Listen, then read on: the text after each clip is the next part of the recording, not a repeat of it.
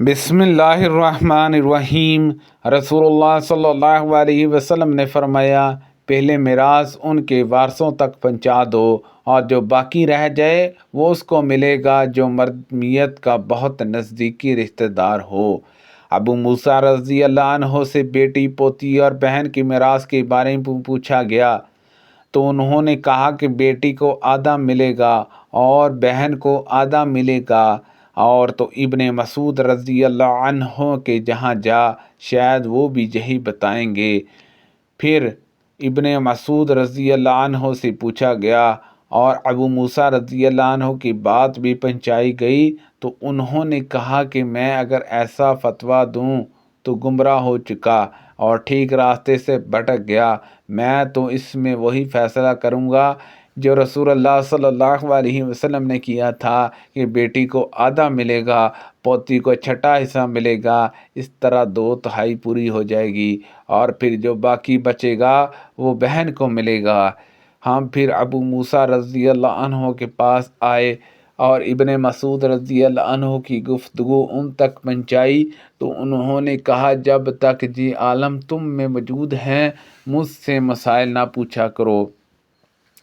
ان حضرت صلی اللہ علیہ وسلم نے جو یہ فرمایا ہے کہ اگر میں اس امت کے کسی آدمی کو خلیل بناتا تو ان کو ابو بکر رضی اللہ عنہ کو خلیل بناتا، لیکن اسلام کا تعلق ہی سب سے بہتر ہے، تو اس میں ان حضرت صلی اللہ علیہ وسلم نے دادا کو باپ کے درجے میں رکھا ہے۔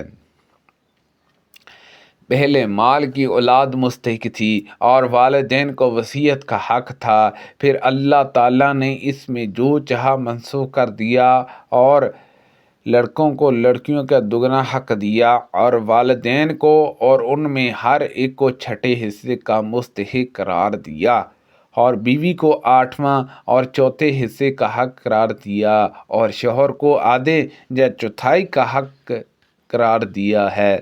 رسول اللہ صلی اللہ علیہ وسلم نے فرمایا، میں مسلمانوں کا خود ان کی ذات سے بھی زیادہ ولی ہوں، پس جو شخص مر جائے اور مال چھوڑ جائے تو اس کے وارثوں کا حق ہے، اور جس نے بیوی بچے چھوڑے ہوں یا قرض ہو تو میں ان کا ولی ہوں، ان کے لیے مجھ سے مانگا جائے۔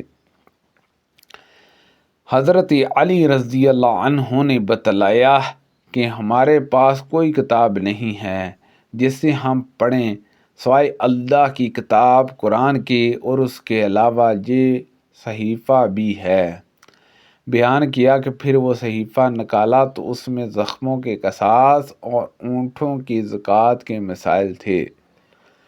راوی نے بیان کیا کہ اس میں یہ بھی تھا کہ یار سے سور تک مدینہ حرم ہے، جس نے اس دین میں کوئی نئی بات پیدا کی جہاں نئی بات کرنے والے کو پناہ دی تو اس پر اللہ اور فرشتوں اور انسانوں سب کی لعنت ہے،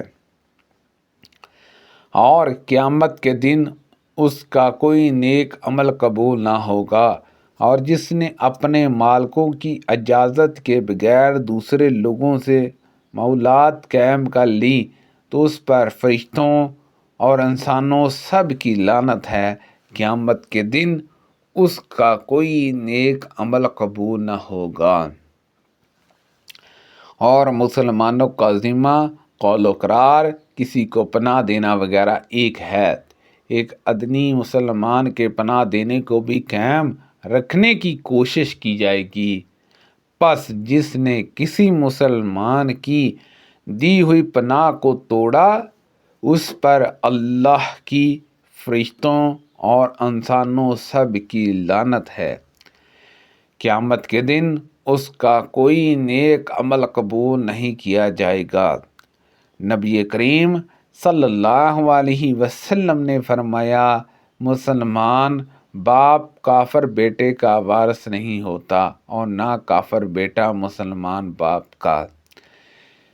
میں نے نبی کریم صلی اللہ علیہ وسلم سے سنا، ان حضرت صلی اللہ علیہ وسلم نے فرمایا کہ جس نے اپنے باپ کے سوا کسی اور کے بیٹے ہونے کا دعویٰ کیا، یہ جانتے ہوئے کہ وہ اس کا باپ نہیں ہے، تو جنت اس پر حرام ہے۔ اس حدیث کو ان حضرت صلی اللہ علیہ وسلم سے میرے دونوں کانوں نے بھی سنا ہے اور میرے دل نے اس کو محفوظ رکھا ہے۔ نبی کریم صلی اللہ علیہ وسلم نے فرمایا، اپنے باپ کا کوئی انکار نہ کرے، کیونکہ جو اپنے باپ سے منہ موڑتا ہے اور اپنے آپ کو دوسرے کا بیٹا ظاہر کرتا ہے تو یہ کفر ہے۔ رسول اللہ صلی اللہ علیہ وسلم نے فرمایا، 2 عورتیں تھیں اور ان کے ساتھ ان کے 2 بچے بھی تھے۔ پھر بھیڑیا آیا اور ایک بچے کو اٹھا کر لے گیا۔ اس نے اپنی ساتھی عورت سے کہا کہ بھیڑیا تیرے بچے کو لے گیا ہے۔ دوسری عورت نے کہا کہ وہ تو تیرا بچہ لے گیا ہے۔ وہ دونوں عورتیں اپنا مقدمہ حضرت داؤد علیہ السلام کے پاس لے گئیں تو آپ نے فیصلہ بڑی کے حق میں کر دیا۔ وہ دونوں نکل کر سلیمان بن داؤد علیہ السلام کے پاس گئیں اور انہیں واقعے کی اطلاع دی۔ حضرت سلیمان علیہ السلام نے کہا کہ چھری لاؤ، میں لڑکے کے 2 ٹکڑے کر کے دونوں کو ایک ایک دوں گا۔ اس پر چھوٹی عورت بول اٹھی کہ ایسا نہ کیجیے، آپ پر اللہ رحم کرے، یہ بڑی ہی کا لڑکا ہے۔ لیکن آپ علیہ السلام نے فیصلہ چھوٹی عورت کے حق میں کر دیا۔ حضرت ابو ہریرہ رضی اللہ عنہ نے کہا کہ واللہ میں نے سکین چھری کا لفظ سب سے پہلی مرتبہ ان حضرت صلی اللہ علیہ وسلم کی زبان سے اس دن سنا تھا۔ رسول اللہ صلی اللہ علیہ وسلم میرے جہاں ایک مرتبہ بہت خوش تشریف لائے۔ آپ کا چہرہ چمک رہا تھا۔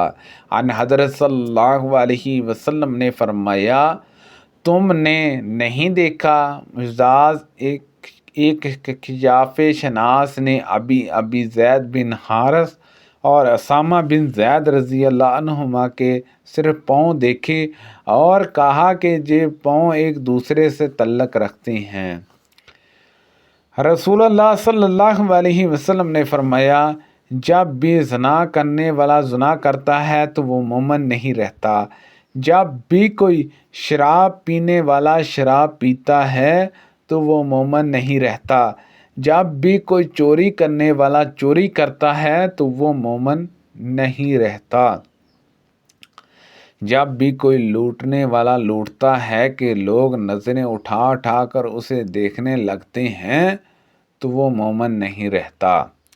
اور ابن شہاب سے روایت ہے، ان سے سعید بن مصعب اور ابو سلمہ نے بیان کیا، ان سے حضرت ابو ہریرہ رضی اللہ عنہ نے نبی کریم صلی اللہ علیہ وسلم سے اسی طرح سوائے لفظ نبہتا کہ نبی کریم صلی اللہ علیہ وسلم نے شراب پینے پر چھڑی اور جوتے سے مارا تھا، اور ابو بکر رضی اللہ عنہ نے 40 کوڑے مارے۔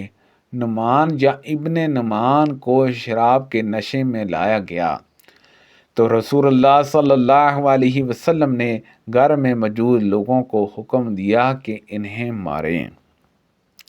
انہوں نے مارا۔ عقبہ کہتے ہیں کہ میں بھی ان لوگوں میں تھا جنہوں نے اس کو جوتوں سے مارا۔ سبحان اللہ عز و جل۔ اللہ پاک سے دعا ہے کہ اللہ پاک ان حدیثوں پر عمل کرنے کی توفیق عطا فرمائے۔ کو پڑھنے میں غلطی کوتاہی ہو گئی ہو اللہ پاک معاف فرمائے۔ صدقہ جاریہ سے زیادہ لوگوں تک شیئر کیجیے۔ آمین بجاہ النبی الامین صلی اللہ علیہ وسلم۔